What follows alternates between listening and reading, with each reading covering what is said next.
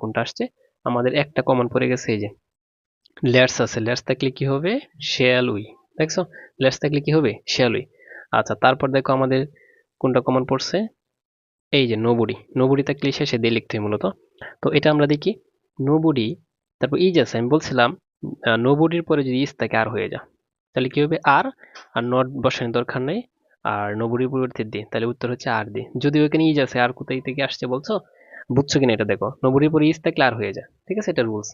আচ্ছা তারপর দেখো sincerity is a great virtue, এই যে ফুল স্টপ আছে এটা বাদ, পরেরটা করতে হবে এ সিনসিয়ার ম্যান অলওয়েজ সাকসেস, মানে একজন আন্তরিকতার মানুষ, এখানে মূল ভার্ব কোনটা বলতো, অলওয়েজ বাদ অলওয়েজ ভার্ব না, সাকসেস এস আছে, তাহলে লিখো ডাস, ডাস বসাও তারপর নট বসাও, ডাজেন্ট এ সিনসিয়ার ম্যান, একজন আন্তরিকতার মানুষ বুঝিয়েছে তার মানে হি হবে, তাহলে ডাজেন্ট হি উত্তর শেষ, ঠিক আছে।